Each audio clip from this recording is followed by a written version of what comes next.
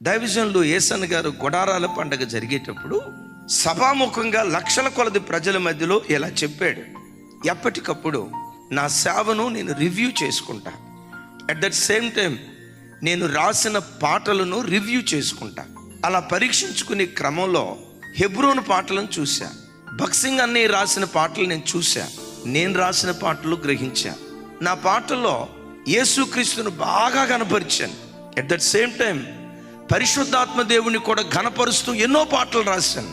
నా పాటల్లో ఎక్కడ తండ్రి అయిన దేవుని స్తుతిస్తూ నేను పాటలు రాసినట్లుగా ఈ విషయంలో కాస్త నేను లాగ్ అయ్యాను.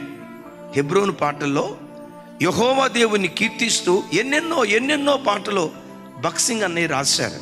నేను రాసిన పాటల్లో తండ్రి అయిన దేవుని నేను ఎక్కువ స్తుతించలేకపోయాను. ఈ విషయంలో తండ్రి అయిన దేవునికి నేను అంత ప్రాధాన్యత ఇవ్వలేదు. అందుకని హెబ్రోను పాటలను చూసి తండ్రిని కూడా ఘనపరచాలి అని నేను తీర్మానం చేసుకొని ఈ పాట రాస్తున్నానని జ్యోతిర్మయుడా అనే పాట, త్రియేక దేవుడైనా, అక్కడి నుంచి తాను రాసే పాటల్లో తండ్రి అయిన దేవుని కీర్తించడం ప్రారంభించాడు. దైవజనులు యేసన్న గారు హెబ్రోను పాటలను చూసి నేర్చుకున్నారుగా. అలాగే ఎమాన్యుయల్ మినిస్ట్రీస్ అయినా, హెబ్రోన్ అయినా, బాప్టిస్ట్ అయినా, ఎల్ఈఎఫ్ అయినా, లోథరన్ అయినా ఒకరిని చూసి ఒకరు పాఠం నేర్చుకోవాలి.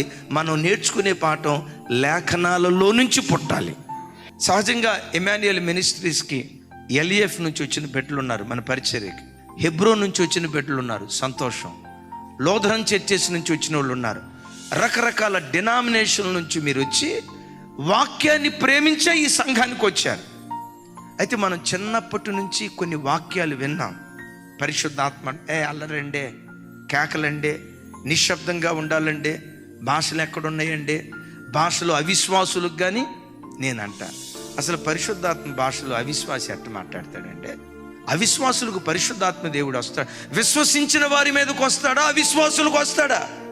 ఈ మాటలన్నీ విన్న తర్వాత పరిశుద్ధాత్మ భాషలు మాట్లాడుతూ ఆనందిస్తూ ఉంటే లోపటి నుంచి అదో నెగిటివ్ ఫీలింగ్ ఉంటుంది. నీ ఆధ్యాత్మిక జీవితంలో యేసు యేసు యేసు అంటూ యేసయ్యకి ఎంత ప్రాముఖ్యత ఇచ్చావో పరిశుద్ధాత్మ దేవునికి కూడా అంతే ప్రాముఖ్యత ఇవ్వాలి.